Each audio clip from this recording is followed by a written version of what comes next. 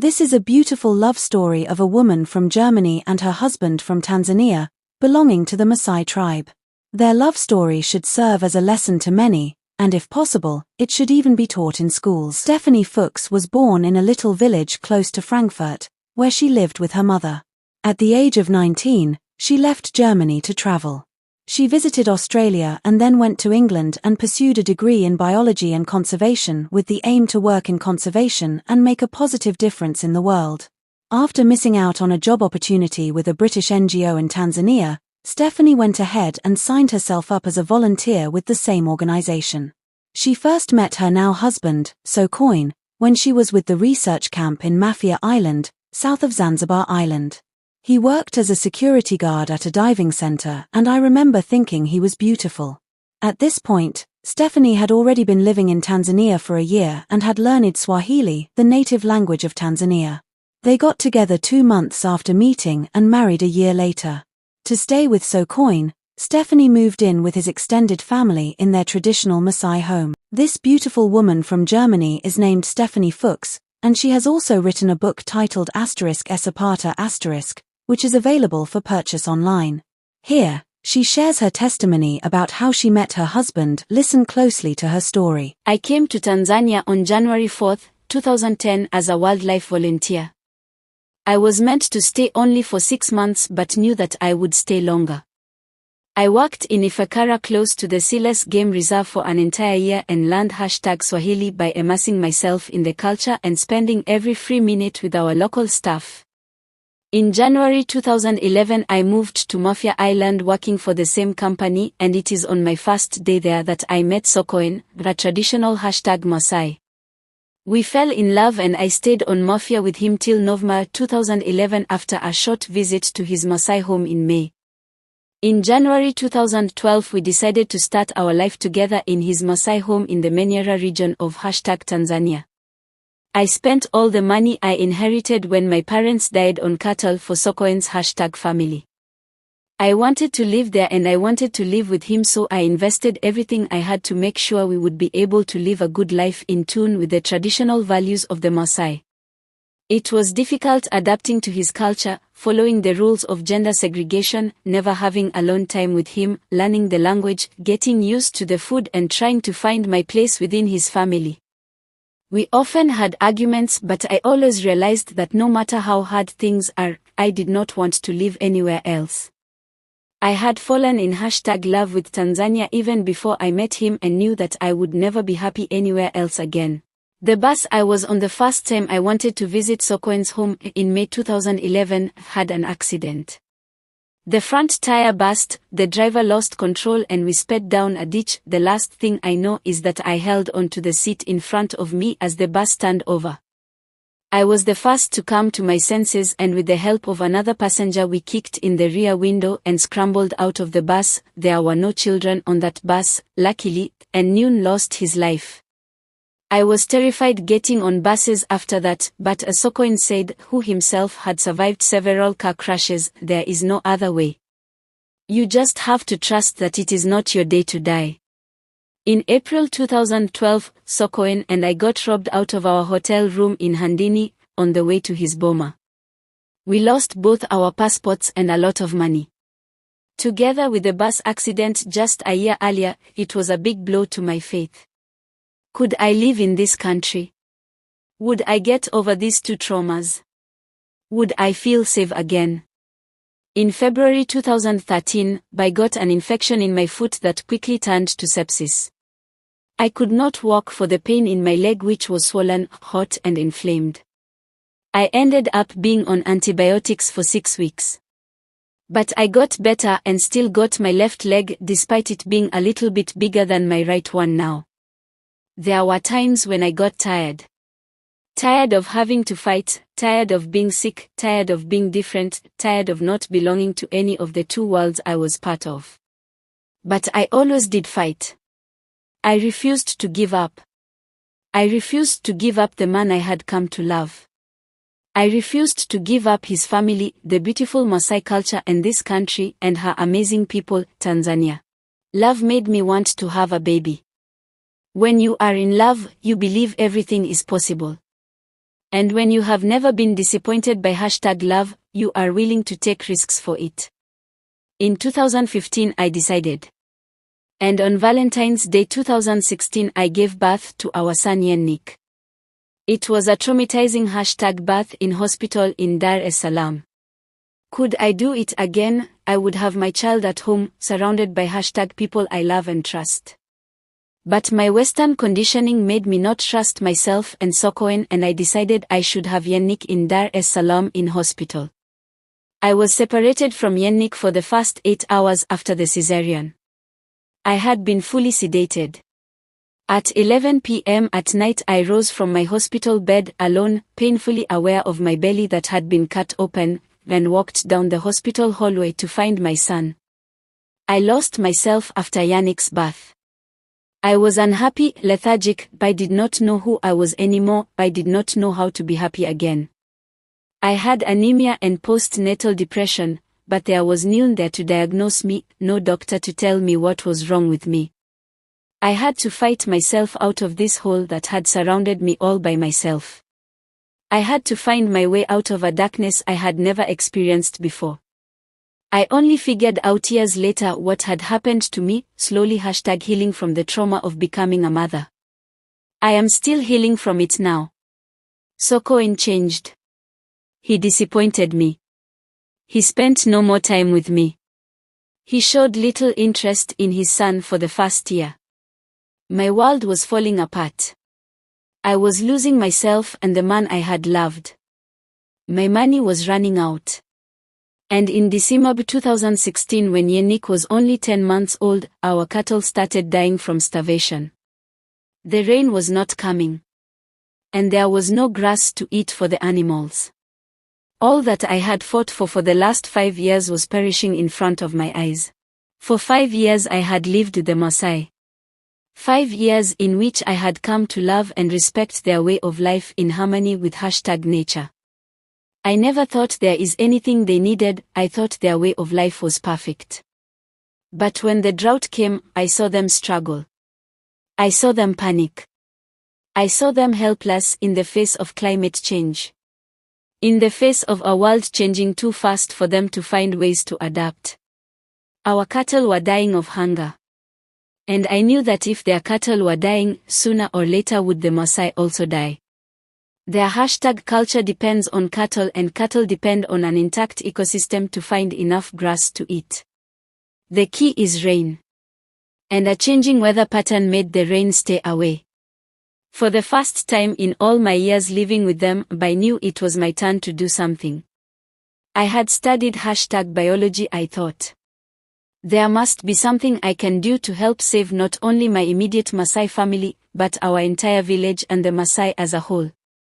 I researched online and came upon a training center in the Maasai Mara in Kenya. They offered courses for Maasai on how to deal with a changing environment. They also taught rotational grazing for cattle. It was perfect for our village. But it would cost us $5,000. 3 days of training plus travel to Kenya for 4 leaders from our village plus myself. I started thinking, could a crowdfunding campaign help us raise the funds? Would I get enough support? I only had a Facebook account that I was hardly using because we did not have good network at the village and I did not even own a smartphone. I knew I had to get better equipment, so with the last of my money I asked a friend to bring me a used tablet on her next visit to Tanzania. On December 21, 2017 I launched our crowdfunding campaign not knowing if I would succeed. I had opened my Instagram account 2 months earlier not only for the purpose of promotion our crowdfunding campaign and getting help for our village, but also to share the life of the Maasai. The real life. The struggles these beautiful people face. I did not want to listen to the doubts in my head on whether our crowdfunding campaign would be successful. I just chose to believe that it would. And at the end of February 2018, seemingly like a miracle, we got the money together we needed to participate in the training in Kenya. But during the 2 months of running the campaign and getting heartwarming support from friends all around the world, I realized that it was not a miracle that made us succeed. It was the life I had lived for the last 6 years, a crazy life, a risky life, a life not many people would have the courage to live. From the messages I got from the amazing people who supported us, I gathered that I had a place in many hearts because of the choice I had made of following the man I loved to his traditional Maasai home. I was touched and surprised by this. It gave me hope. It gave me faith, it gave me strength that I did not know I still had. I had struggled so much the last few years. I had fought so hard to adapt to my husband's #culture. There had been so many moments where I thought I could not do it anymore. But I always kept on even though I had lost so much. My relationship with Sokoen was still strained. He did not listen to my pleads asking him to change. I had lost so much of the love I had felt for him. But with the decision to try and do something for our village, we became a team again. I could not have done what I did without him. He was my voice amongst the men of the village. I regained some of the #respect I had lost for him. So in March 2018, we went to Kenya with the leaders from our village and came back with a great enthusiasm to help our community overcome the challenges of climate change. But as I had expected, implementing change would not be easy. Through the help of the government who were running a similar project, we managed to regain some of our pasture lands for our cattle. This was a success. But implementing the rotational grazing was difficult because we did not manage to arrange to graze all our village's cattle in one spot at the same time. I was disappointed.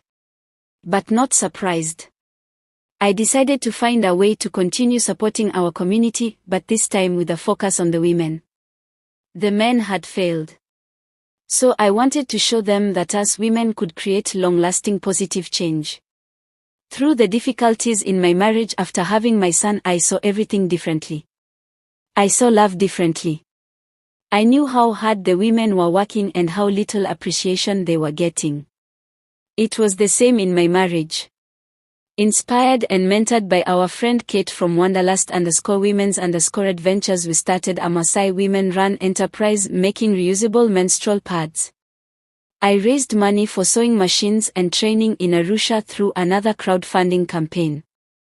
My sister-in-law Sendo became the star of our enterprise through her enthusiasm of bringing the pads to her fellow women. We built a sewing hut where Sendo and I sew the pads until today. This hut has become a space for women to meet and sew and chat about life. About what it means to be a Maasai woman, about what they want and need. What they like about their way of life and what they don't. I had so much to thank the women in my family for, and it filled me with so much gratitude and joy to be able to help them find their voice and become more confident and independent. I did not have any more money.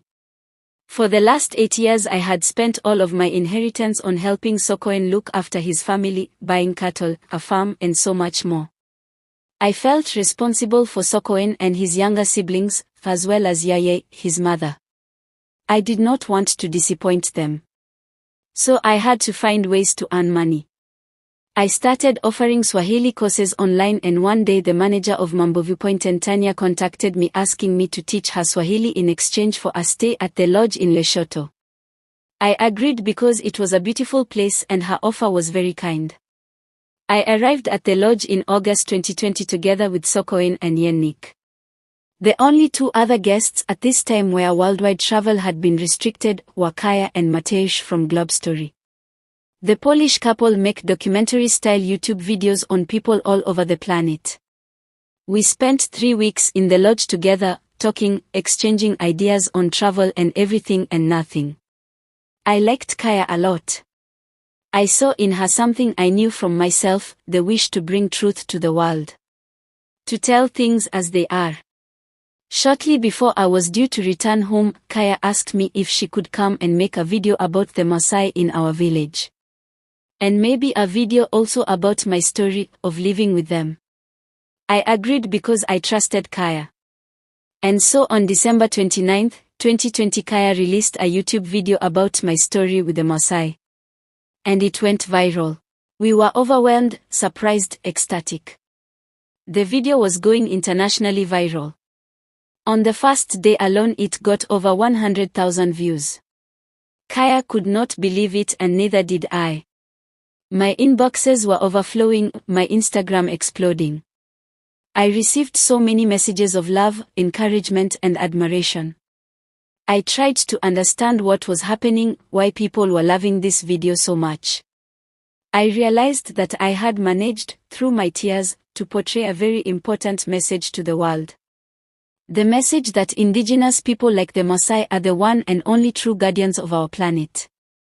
That we should all learn from them how to live in harmony with nature again and that we should give them the respect they deserve. I had always seen them superior to us. Had always seen myself as lacking compared to them when it comes to groundedness, understanding of oneself and our immediate environment. Somehow I had managed to show the world what the Maasai mean to me and what I feel we could and should all learn from them. I had Kaya to thank for it. This video changed me. It had become my voice, it had helped me to figure out what it was that I wanted the world to hear. I had a message, now a purpose. It all seemed to make sense now, all the hardships and the struggles I've been through to stay with my husband and with the Maasai for the last 9 years. I got requests for interviews for TV and magazines. When I was on Zanzibar after the video came out, I was stopped by people who recognized me. It was flattering in some way, but it was also strange. Who was I? Who had I become? I was still the same woman that had struggled so much the past few years. I was still the same #woman who was trying to make ends meet for the people who depended on her. Yet at the same time I was treated like a celebrity. For a year now, I had been trying to write a book. I wanted to bring my story of the Maasai to the world. But I had doubts. Could I write? Did I even have something to say? How could I publish? Just as these thoughts were going through my head, I received an email. A book agent from Germany had read my story in the #paper and would like to work with me to publish a memoir. I could not believe my luck. As if a prayer had been answered. While I received amazing support mainly from people I had met in the last few years, it was those closest to me that showed me the ugly side of humanity. Instead of being happy for me, some friends turned away. Begrudging me the attention I was getting. There are always lessons to be learned in everything. And no success comes without sacrifice. It is funny how when you follow your heart, you leave along your path the scatters of old friends that do not want to follow you along. The sad thing is, I would have carried them. I would have celebrated alongside them, but they got scared. Scared of seeing who I had become. Maybe because they were faced with their own #reflection and the realization of how little they had become in all these years. There is not much that surprises me these days. I just keep moving forward. For 11 years now I have lived amongst my husband's people, the Maasai. While there was a time in my earlier years with them where I felt torn between their world and the world I came from, I am now forever changed. And forever on the side of the Maasai and all other indigenous people of our planet. What I have learned did not come without pain. Personal pain of losing those who did not want to listen or those who deemed me unworthy of the knowledge that now lays in my heart. And pain for our world. What are we doing to our planet? And what injustices are we doing against the people who still choose to live a life that respects nature? Too many times indigenous people are being disrespected for being uncivilized or uneducated.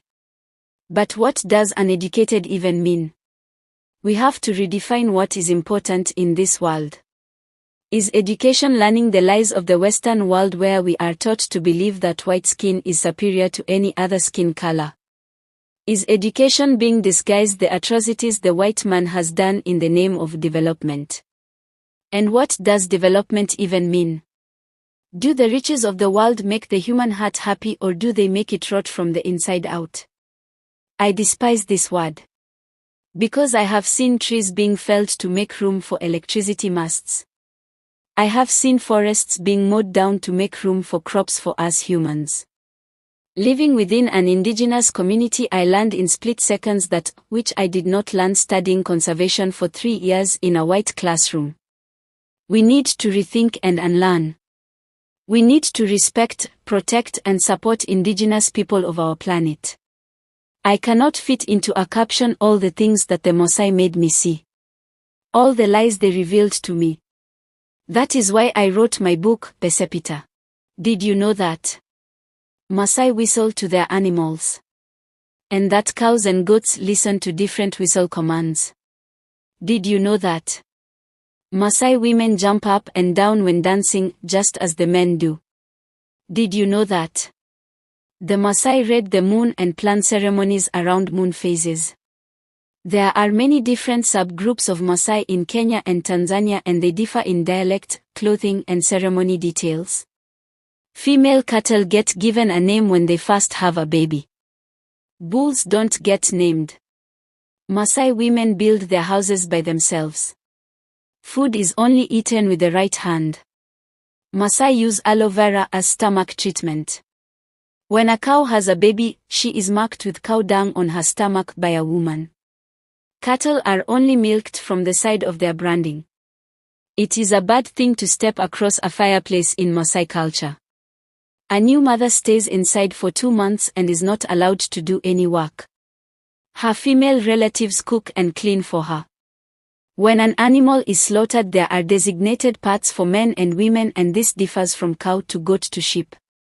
I did not know any of this. But I learned this and so much more after 11 years of living with them. I also learned that my biology degree is nothing compared to the traditional knowledge the Maasai have of their ecosystem. Indigenous people have so much to teach us.